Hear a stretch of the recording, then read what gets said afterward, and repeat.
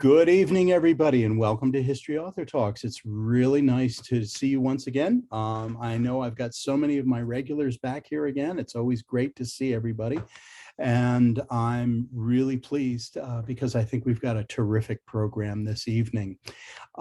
As always, I introduce myself, Roger Williams. I am the host of History Author Talks. I am also the co-founder of 10crucialdays.org.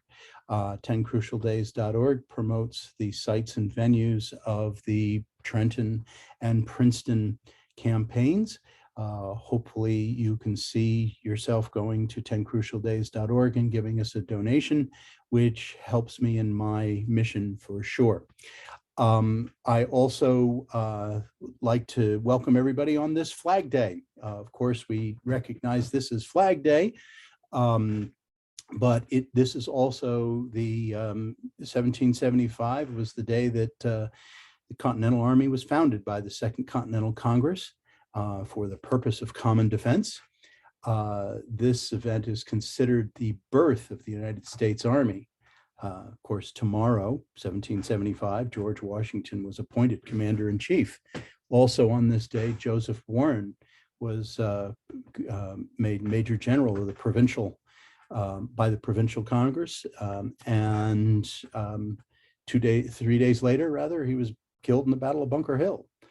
What people may not know is that in 1801, Benedict Arnold died, and he was buried in his Continental Army uniform and buried at St. Mary's Church in Middlesex, London. So that's today in Revolutionary War history. As we go through our program, I want to remind everyone that when you have questions for our guest, please use the chat feature at the bottom of your screen, and we will try and get to as many questions as we can. So with that, I would like now to introduce you to tonight's guest, Rick Herrera. Spent 6 years teaching, leading and designing staff rides at the Combat Studies Institute for the United States Army Combined Arms Center in Fort Leavenworth. From 2002 to 2006, he was assistant professor of history at Mount Union College in Alliance, Ohio, professor of military history at the School of Advanced Military Studies, SAMS, United States Army and Command and General Staff College, Fort Leavenworth, Kansas. He specializes in 18th and 19th century American military history. And he has just joined the Department of National Security and Strategy at the United States Army War College. So with that, I am very pleased to introduce you to tonight's guest, Rick Herrera. Good evening, Rick. It's great to see you. Roger, likewise. Thank you for the kind introduction, and thanks for all the people who are out here to listen about the Continental Army going for takeout. That's great. So, Rick, before we talk about tonight's subject, tell us about your earlier work for Liberty and the Republic, American Citizen as Soldiers, 1775 to 1861. Sure. That was a study, or is a study, of how American soldiers, privates through generals, peacetime, wartime, regulars, militiamen, volunteers, how they understood and defined themselves as citizens, as Republicans, lowercase r, through their military service. It came out of my doctoral dissertation. I think I must have gone to about, I think I visited over half the states in the Union, and hit something like 46 different archives, libraries, read thousands of letters of soldiers from the American War of Independence all the way through the end of the first year of the Civil War. Well, it's absolutely a terrific introduction to the rank and file, as it were. And I applaud you for that work. I highly recommend it to everybody. And I want to remind everyone that you are certainly welcome to go to historyauthortalks.com. You will see the bookshop for Rick's books on historyauthortalks.com. The proceeds benefit the Sons of the American Revolution Genealogical Library, or of course, you can buy Rick's books wherever books are sold, online or at your favorite local independent bookseller. So, you know, Rick, you and I are Facebook friends. I've learned so much about your love of food and drink and all of your adventures on your Facebook. So it was no surprise to me when you told me that you were writing about feeding Washington and the foraging of 1778. And I enjoyed your publishing journey. For everyone who Rick was always posting on Facebook about, oh, he's finished the manuscript. Oh, he's finished the proofread. Oh, here's the jacket. It was really great. It was a lot of fun. But tell us, what was your driving desire to write about the Forage Wars of 1778 around Valley Forge? Oh, sure. First, I need to give a little boilerplate. This is one of the very few occasions that I've actually remembered that I'm supposed to say something like, nothing that I say reflects anything remotely connected to the US government or the Department of Defense or the Department of the Army. Everything that I say is solely coming out of my big noggin. So there, I cleared it all. I'm not in trouble, at least not for anything that I say tonight, I hope. So the Noted. yeah, thank you. And you're all witnesses. I'm calling upon everyone in the audience. The book actually came out of a teaching moment. So back in 2010, when I was part of the staff ride team, I was building a staff ride on the Philadelphia campaign for a command that no longer exists out at Fort Monmouth. And if I can remember correctly, it was Program Executive Office, Command, Control, and Communications. So quite a long title, and mostly civilians. And so what I was doing was building this on the Philly campaign.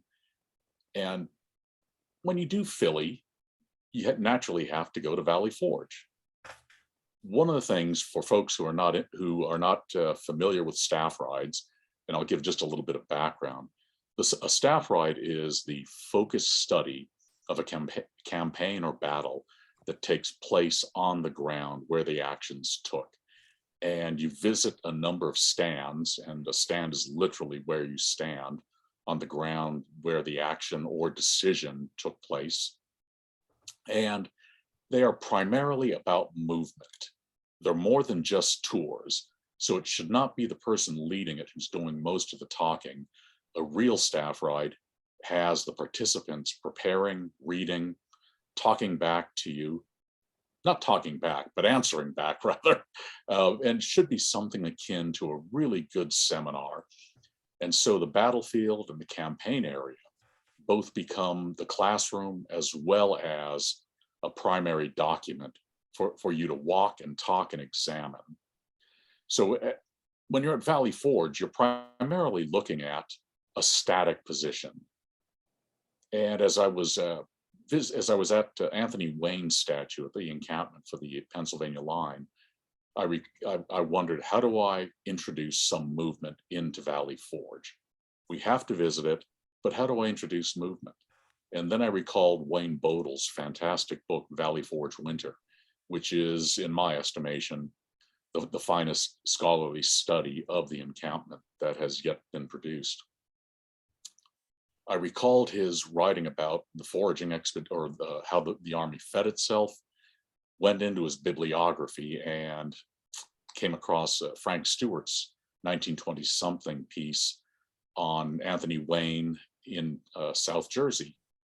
Stewart had written this for the Salem County Historical Society, and anybody who does anything on Valley Forge and the Army's ability to sustain itself, to feed itself, has to go to Stewart, since he wrote really the first piece on it. I looked at it and I thought, there's got to be more to this than just what he wrote. As fine a study as it was, there's got to be more. So I began digging around, researching, and by about 2011, and I'd already completed writing the staff ride. In fact, I should give a tip of the hat to Michael Harris, who used to be the historian at Brandywine. Mike was a great help, and I cannot thank him enough for his assistance. So that should preclude him from asking me any detailed questions that I can't answer if he's out in the audience. And by the way, Mike, I also bought your book at the conference, so leave me alone. But that out of that came an article on foraging and combat operations at Valley Forge. Army History published it, and I was really fortunate to have won an award. I'd gathered enough stuff, enough material that I thought, I bet I can get a second article. 2015, not only did my first book come out, I also came out with a second article, and that was on Henry Lee's actions during the foraging. So the zealous, so the piece on Henry Lee, on Captain Henry Lee, and that came out with the Journal of Military History. I was really happy. It won a Moncado Award from the Society. Recently, in 2020, pretty sure it was 2020, a third article on George Washington and his decision-making for going into Valley Forge, where I went beyond where Benjamin Newcomb and Wayne Bodle had gone with their articles and explored it from a different angle, a different aspect, trying to take a look at it as somebody who teaches for the Army and is a military historian who's grounded in, somewhat more grounded in modern day doctrine and asking questions about it from that perspective.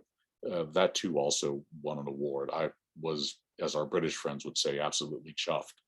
So out of a teaching moment came 3 articles, came a book, and I can't stress enough, particularly for the teachers out there, how much teaching informs scholarship and how vital scholarship is to teaching.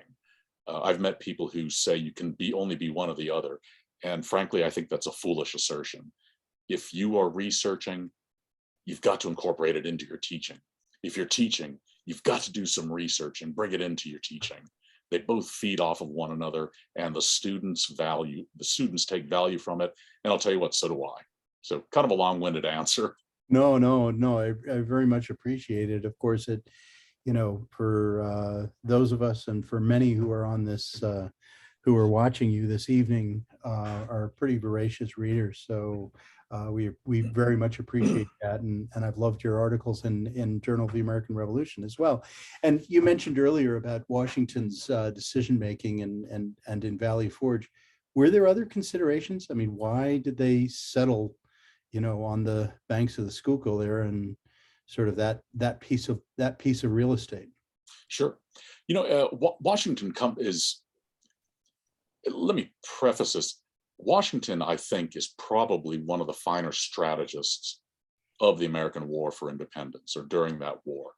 I think he's a rather poor tactician. His plans tend to go pear-shaped. They're often way too complex, or he expects too much out of his troops and commanders. Too many variables. He kind of forgot the adage that the services have today, or if he ever knew it, keep it simple, stupid. So Washington sometimes does well in tactics. More often than not, he doesn't. But at the strategic level, Washington gets it.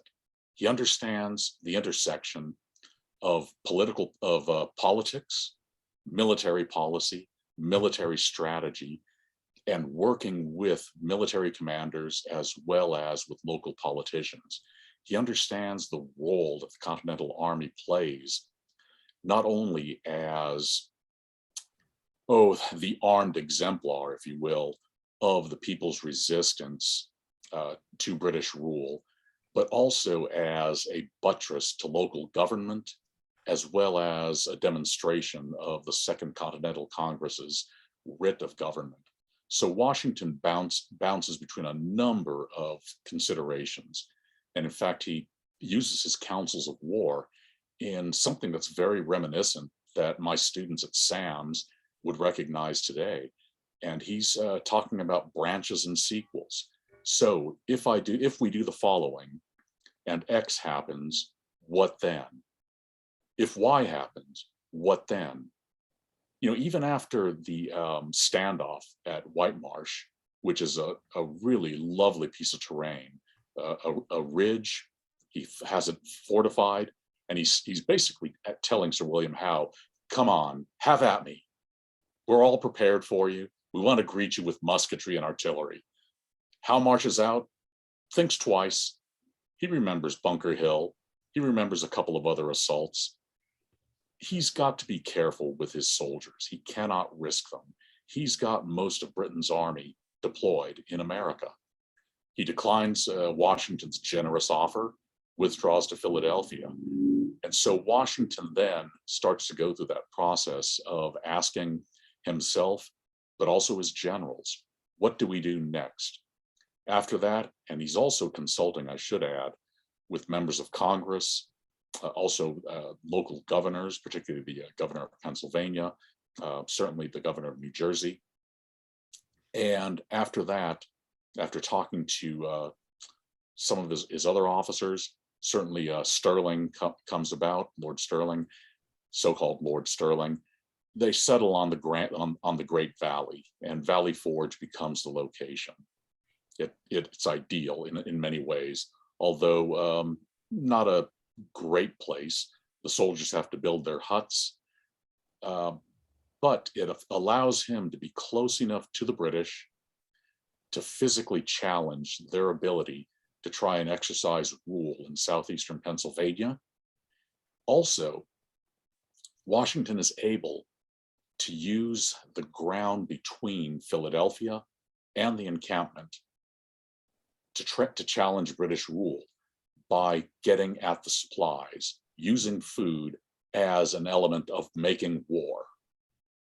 So the scenario is, for those of you who don't know the Philadelphia campaign, just very quickly, the 1777 is at the period of time where I call the Empire Strikes Back. They were unsuccessful. Washington was managed to surprise Howe and the British and Hessians in Trenton and Princeton. There were the Forage Wars of early 1777, and by late 1777, while the Saratoga campaign is going on, Howe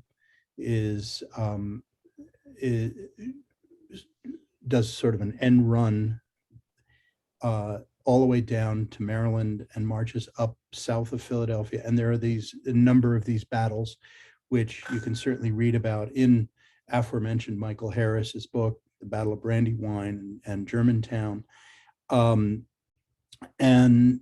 so in December 1777, you've had these momentous battles at Brandywine and Germantown, et cetera.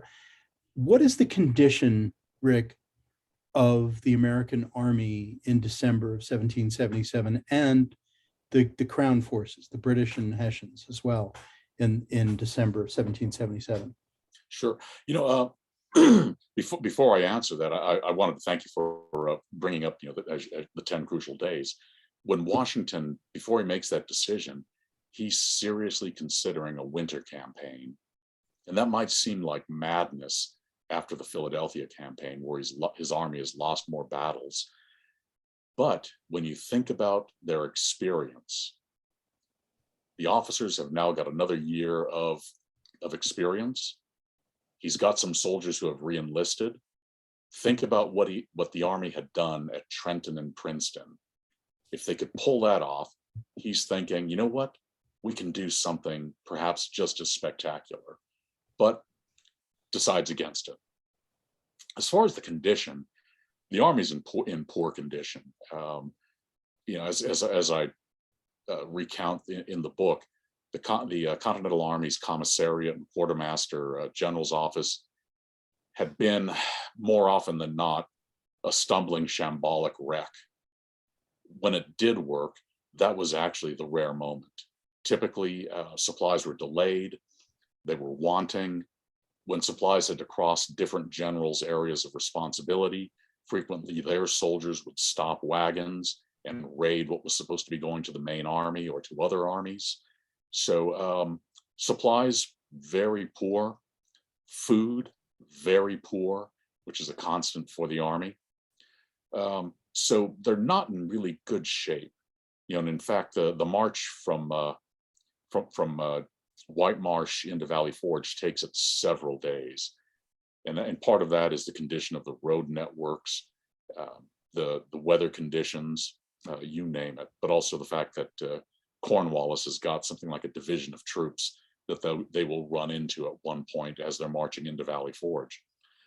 As far as British forces and the German auxiliaries, which we just generically call Hessians, they're in much better condition. However, they've spent the past several months, since August, they land at Head of Elk in August. Before that, they'd spent something like 6 weeks on board ship in a miserable voyage. I don't know if I'd call it an end run so much as an end stumble. Yeah. I mean, what a hellish voyage that must have been. Why did you do that? Most of the horses die, so you can follow horse carcasses to trace the path of the British Army as it proceeds up to Head of Elk. But it's in better shape. It's certainly been able to live much better than the Continental Army, not only because of its supply situation from what it has been able to ship, but also the fact that it was able to raid the supply depot, the magazine at Head of Elk, which the Continentals were unable to fully empty. In fact, one of the things that happens is there are accounts of grain being knee deep in some of the streets, or so some of the observers tell us. But they're in better condition when they get in. One of the things, though, that takes place, and if I can extend it beyond this, we take a look at the British Army, and it's the rule of thumb for the Army in the 18th century was to have about 6 months of provisions on hand at all time.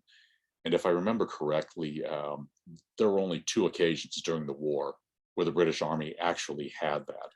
So what takes place during the encampment is that both armies are out searching for food desperately. Because of this, Howe's army will spend most of its time looking for food and firewood rather than actually looking for combat. So explain the Pennsylvania farmland. I mean,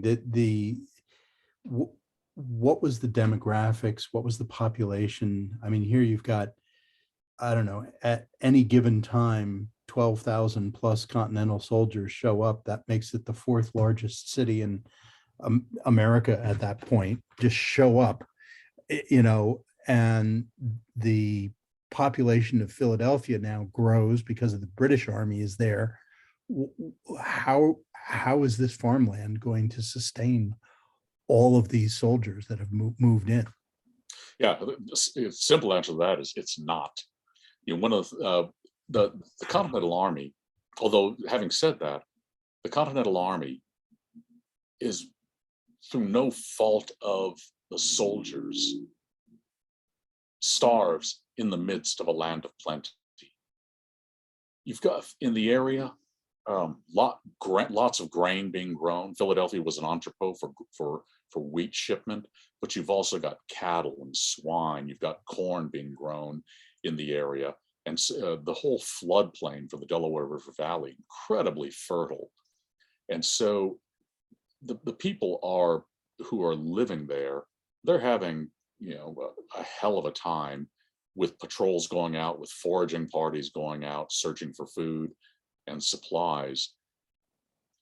Obviously, there's enough grown that people are able to continue living, although there were people who did leave. But there was enough being grown to sustain the armies. But also the British are getting supplies from overseas. It certainly takes a while because the Royal Navy, working in conjunction with the Army, has got to clear the Delaware River, get rid of the Chevaux de Frise, also reduce the fort on Mud Island, reduce the fort at Red Bank, and try and clean all of that up. So until that can open, the British are, I won't say living a hand-to-mouth existence, but certainly having a tougher time of it. Once it opens up, supplies can still come in, or can come in rather, although it's not always a simple matter for them. So as American school children, we're told about the mythology of Valley Forge and how seemingly beaming in from another world, Baron von Steuben arrives and transformed this ragtag army into a veritable fighting machine. Okay, so that was all propaganda. Before we get into feeding the army and von Steuben, in your book, in chapter 1, you title "Everything Wanted for the Use of the Army" reads like a soap opera mixed with political infighting and the multiple logistical train wrecks of what was Congress at the time. What is the position of quartermaster? And tell us how the circus of Congress tried to figure out who the heck was in charge. Well, you know, when you spoke about myth, there's always a scintilla of truth, of evidence within there. You know, Steuben, of course, he basically regularizes things, and he introduces something that soldiers had hated from that day until this day, the property book. Right. Everybody hates that one. In any case, you know, but getting away from that, what gosh, I just lost my train of thought. Well, I mean, essentially, the Washington is forced. Oh, I'm sorry. Now I recall. Thank you for me. It happens. No, well, you know, Congress. I want to look at Congress perhaps a little more sympathetically. The delegates were trying to do their honest best at that time. One of the things that I can't stress enough, and I'm drawing right now from Wayne Karp's superb work, "To Starve the Army at Pleasure," which, you know, elements of which helped me. But Congress was so vitally concerned with preventing the growth of military power, preventing corruption. They were afraid, or congressmen rather, were afraid that if the army grew too powerful, either through its muskets and bayonets or through its purchasing power, that would pose a threat to liberty. And as was really common for the revolutionary generation, but even going back to the English Civil War and looking at the Commonwealth, and is that they tended to engender liberty and power. So liberty was seen as feminine, it was understood as weak, and it needed to be constantly defended. And they were going to defend it by making it as difficult as possible for the military to get any sort of power, which was seen as masculine and always grasping, to try and prevent it from threatening liberty's life. Therein is this paradox that they have. Lady ourselves? Liberty, as it were. Yes, absolutely. So how do we defend ourselves? How do we defend liberty from the instrument that we have adopted, you know, in 1775, from that instrument that we don't fully trust? And so there's this tension, as you put it, something of a circus. And so it's this constant struggle on the part of Congress, but also on the quartermaster general's behalf, but also on the commissary general's behalf. And so they're trying to make sure that everything functions, but at the same time, trying to make sure that the people remain or their liberty was not threatened. You know, the quartermaster general, that was like much of what took place with the Continental Army. These fellows were learning their business as they went along. They were building the airplane in flight in some cases.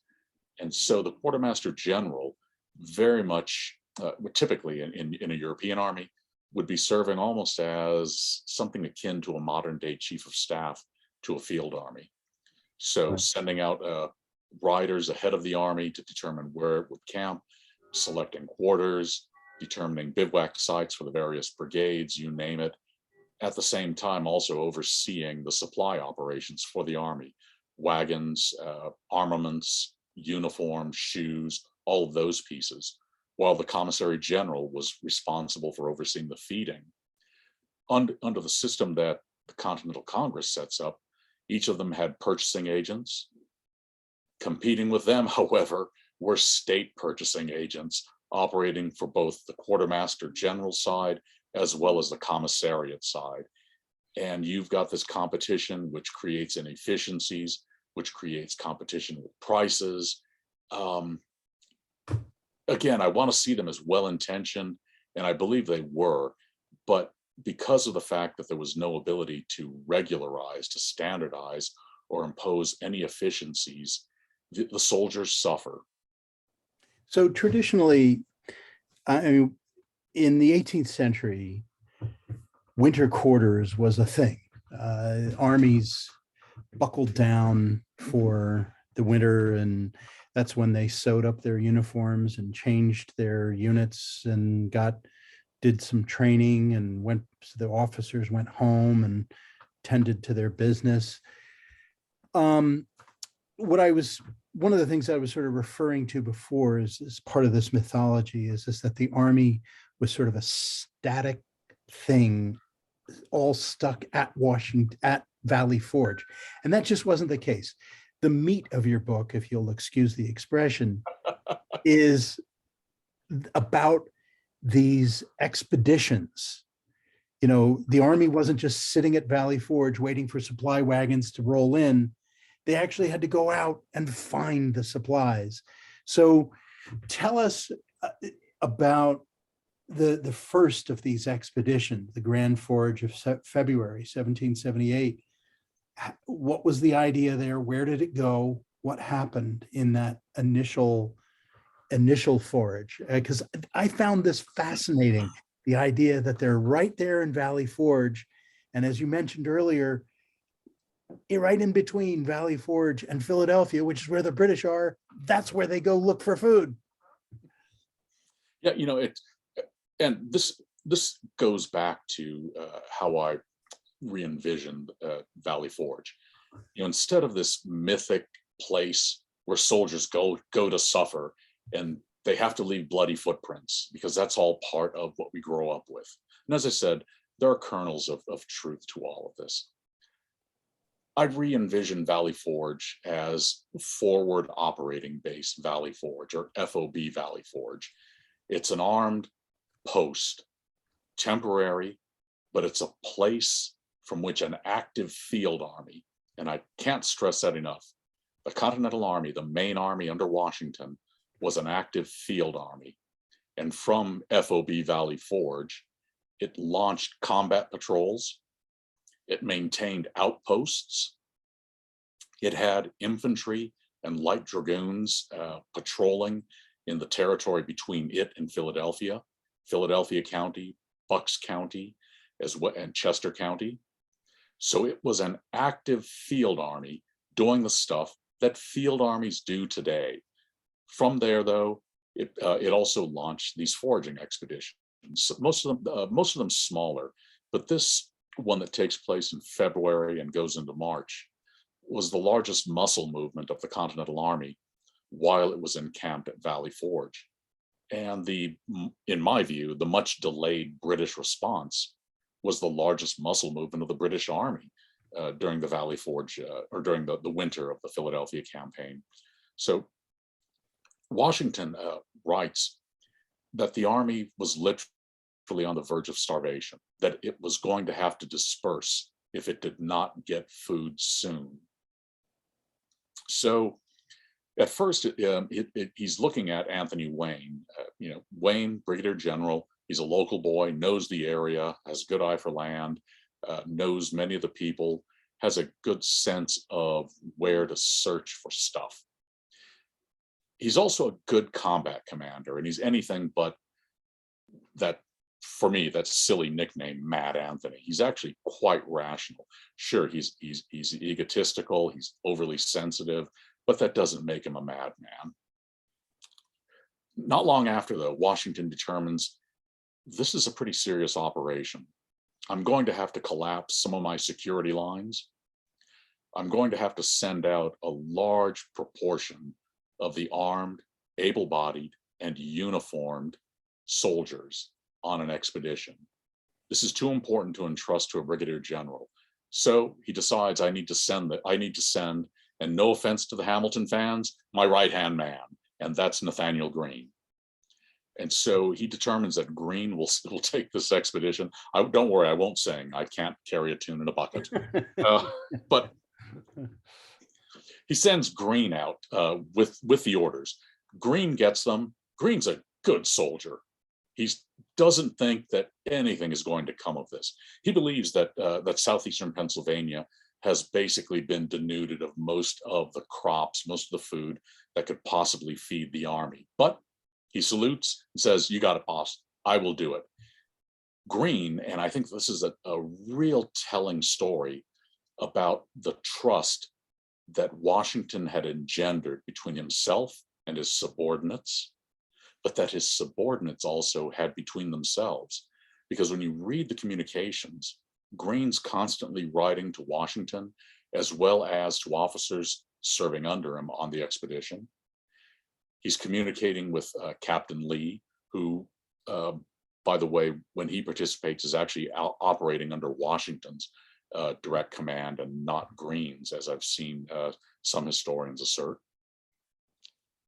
Greene will take his anywhere from 1,200, excuse me, to 1,500 soldiers. It's a rough estimate. Takes them into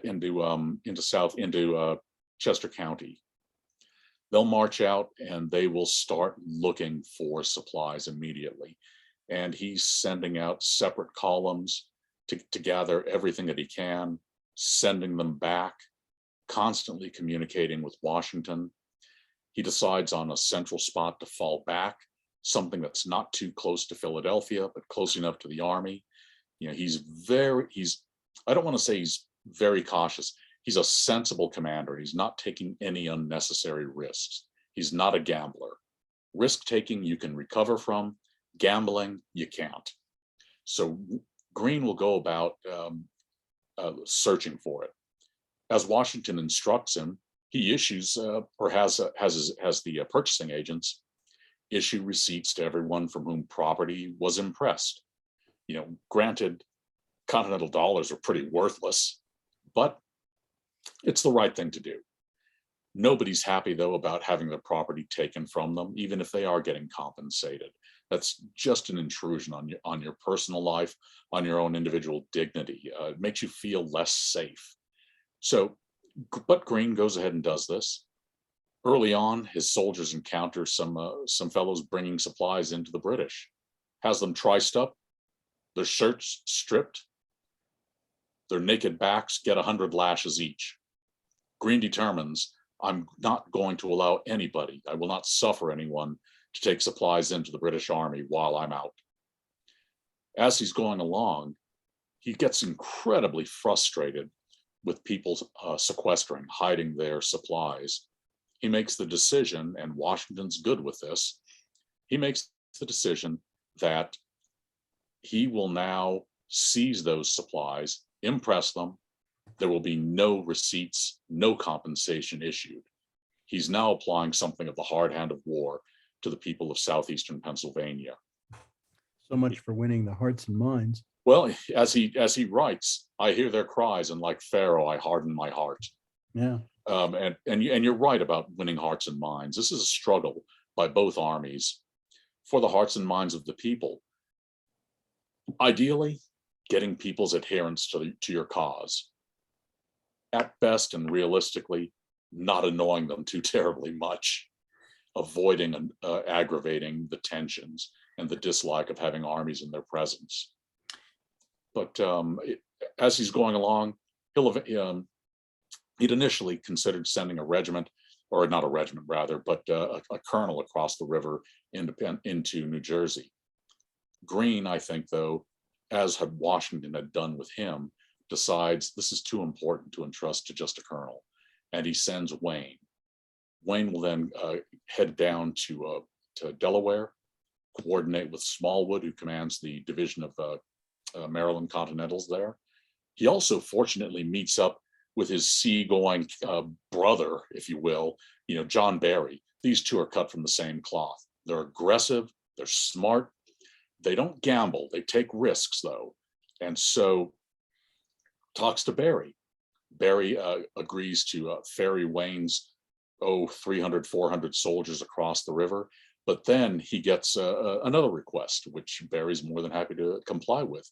Wayne asks him, hey, would you do me a favor? Keep harassing British shipping, but at the same time, set fire to the marsh hay, set fire to all the grass along the marsh. So, I mean, how much happier can a sailor be, any man be, than given a book of matches and told to set fire to things? So that will take place.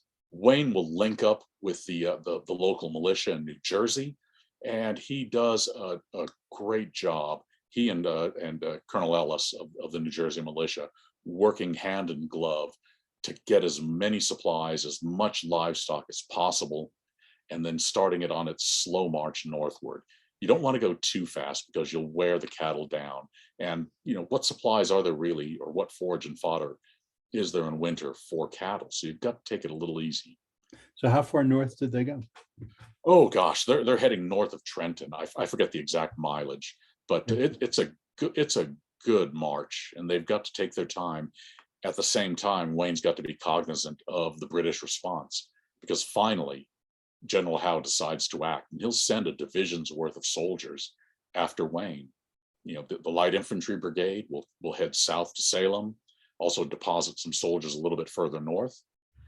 That's going to be followed by 2 battalions of the 42nd Foot, better known as the Black Watch, the Royal Highlanders, the Queen's American Rangers under Simcoe, as well as a field officer's guard. That will hold Cooper's Ferry. Yeah. So he's got roughly a division's worth of British troops after him, and their mission is, in the words of one Hessian officer, to have a slap at Mr. Wayne. Very quickly, though, British operations turn to foraging, not combat.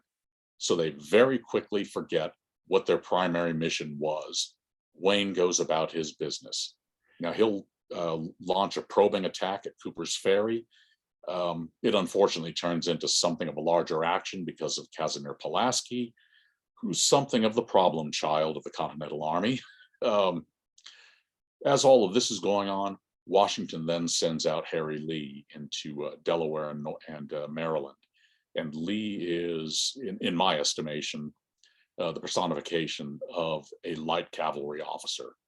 He's smart, he's aggressive, he takes charge, he's full of initiative, he's observant, and he'll go about doing his foraging and all of that in Delaware as well as northeastern Maryland. He gets tax rolls, and he looks at that. Who's got the property? Let's send out patrols to these various locations. Let's hit, maybe that's the wrong term, let's visit who can afford to supply the army best. So it's methodical, it's very smart stuff. I mean, this guy is really Johnny on the spot. So before the Philadelphia campaign, the Pennsylvania countryside and the Jersey countryside were relatively untouched by war. And you had a lot of Quakers. I mean, West Jersey was Quakers and Presbyterians, and Eastern Pennsylvania obviously was a lot of Quakers. In the ravages of 1777, the 1776 and 1777 was when you had a lot of neutral civilians start to choose sides based on how the marauding armies were treating them. What changed in terms of this citizenry in West Jersey and Eastern Pennsylvania in supporting the cause? Going back to that question of winning the hearts and minds, because you had your loyalists and you had people who supported the cause, but what happened during this period of 1778 in Eastern Pennsylvania and West Jersey in terms of the citizenry and what their feelings were about supporting the cause or just being less loyalist, if you will. I think, and I want to generalize what we see throughout the war is when you have the Continental Army in the area, certainly the militia feels safer about rising up because they know that the militiamen realize they've got a better trained and disciplined force to backstop them. And the militia can then act as something of a political police to ensure that people's loyalties are on the proper side. Mm-hmm.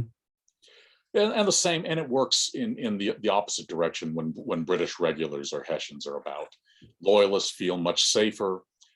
Those who are inclined to the American side, the rebel side, they tend to keep their mouths shut or go into hiding. And so it's a seesaw thing. I think that what we see though is that one of the things, and I don't want to make the Continentals sound like angels, but in many cases their conduct. The Reverend Nicholas Collin at Swedes Church, one of the things that he comments about is that the Continentals, while they look like a bunch of armed ragamuffins, were at least disciplined. They weren't thieves. They seemed to be pretty well adhering to their officers' orders. He noted though that when the light infantry came along, that the British soldiers were a bunch of petty thieves, that they were ill-disciplined. People lost a lot of livestock, a lot of poultry, that you couldn't be sure that any thing inside your house was safe unless there was an officer present. And so the British soldiers behaving badly, as it were. All of these things start to build up and work in favor of the American side. And yes, I know the loyalists are Americans, but I find the term patriot problematic because, quite honestly, I think that the loyalists were patriotic in their own sense, right? Loyal to crown and country. And their country, though, was New Jersey, Pennsylvania, you name it. So different vantage points, if you will. So yeah, sorry, go ahead. No, please. Well, I was getting back to the foraging. There was Forage in southeastern Pennsylvania, we were mentioning earlier, just north of Philadelphia. He sent Wayne into West Jersey. Mm-hmm. There was another forage expedition further south into Maryland and Delaware. Right. Why didn't he go west? I mean, what's wrong with Reading and Lancaster and?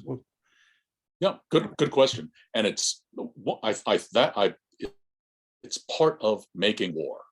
So even though it's going to be more difficult, Washington understands that if I can get to the supplies before the British can, I can deny them what they need, okay, while at the same time sustaining my own soldiers. So food becomes a weapon of war. If I can get it first, the British can't have it. If they can't have it, so much the better. And to the west, let's just hope, please, that we can get some teamsters and wagons, because the magazines have got supplies, but we can't get anyone, as Washington understands, he can't get anyone to supply anything, to bring things forward. The transportation system has broken down. So with all these foraging operations utilizing some of Washington's best units, mm-hmm, the impression I get is that some of the troops that were left in Valley Forge that Sir William Howe referred to as entrenched were actually sitting ducks. What was your impression of Howe's generalship during this period? Sure, and I wouldn't say best units, because this is the entire expedition, at least the large chunk of it under Greene, and then the portion that goes with Wayne. This is ad hoc. There's very little uniformity. There's very little unit cohesion. This is okay, this brigade supply X number of soldiers. Okay, you, and you look good. Come on, you're joining an expedition. But I don't want to go. Tough, go. So, you see some, unit integrity, certainly with Harry Lee's troop of the 1st Continental Light Dragoons. But in the main body, it's a pickup game. But but as far as the camp, keep in mind that yes, it is entrenched. You've got the redoubts covering the southern approaches. You've got the Starfort covering the ford to the north. But then also on Mount Joy, you've got the entrenchments. And so what the engineers have designed at Valley Forge is a defense in depth. And so if you've got poorly prepared troops who are in poor condition, having them behind fortifications enhances their ability to fight. So there's a trade-off right there. And Howe recognizes this. He doesn't want to send his troops against fortifications. He's got memories of Bunker Hill. He's got memories of the Long Island campaign, or the New York campaign. And then he thought his troops were poorly disciplined, too aggressive, and so they're wasting lives. He can't afford to waste British soldiers' lives. They're too valuable. He finally sees his chance, though, when Wayne is across the river. But as far as Howe's generalship, I think Howe was a fine tactician, superb even. As a strategist, he was wanting. As I think about him, and frankly, most of the British generals, they were at best division level commanders, and divisions were not permanent in the British Army. These were also ad hoc organizations. Nothing in the British Army went above the regiment, the battalion. So Howe's not really the right guy for a war like this. He needs adult guidance. And one of the things that he had asked for early on is someone equivalent to a viceroy, someone who could actually exercise command, control, authority in North America. And that person is George Germain. However, Germain's in London. He's at Whitehall, and he's communicating at distance. Germain believes that he's got to afford as much authority to the commanders on the ground. So he has no sense of distance. Germain yeah, really exactly. couldn't read a map. Well, exactly. No, and it's difficult for communications, and so you've got to trust the commander on the ground. And that's a constant throughout this age. Right. So as sort of a sidebar, I thought it's fascinating because really the Philadelphia campaign was really, I think, the first time the Continentals really started using cavalry in the Revolution, and in a much larger sense, in units. Explain the actions of Casimir Pulaski and Captain Henry Lee, and how the dragoons were deployed during this period, during the Valley Forge era, Valley Sure. Forge period. Yeah, one of the struggles of the Continental Army, and I would expand this to the entire United States Army up through about 1863, is that it really doesn't grasp or understand cavalry or how to use it. And part of that is the fact that the mounted forces had always been small, and that's because they're so bloody expensive. And it takes longer to train a cavalryman, or an artilleryman for that matter, than it does an infantryman. So there's always a learning curve for the American Army up through the American Civil War. That said, the light dragoons were scattered nearby in New Jersey. And that's in part to have them feed in New Jersey. That relieves some of the pressure in southeastern Pennsylvania. But at the same time, it also provides an armed presence and some assurances to the governor and the people of New Jersey that yes, the Continental Army is here, or at least some elements of it. Other elements, and there are mixed patrols that are ranging on the Pennsylvania side, different elements, these ad hoc squadrons, if you will, taken from different regiments. and they're patrolling this land in between. And that's very much a traditional cavalry job, particularly the light cavalry screening operations. So they're doing that. Pulaski, he's only got about 50 light dragoons that he can bring with him to this fight. And that, of course, is after Washington has to explain, hey, pal, there's no such thing as seniority of branch. Anthony Wayne has got date of rank on you. Now shut up and color. You know, as I said, Pulaski's something of a problem child. He does work, although he doesn't work too well with Wayne. In a couple of instances at Haddonfield, he decides to attack. He's fortunate.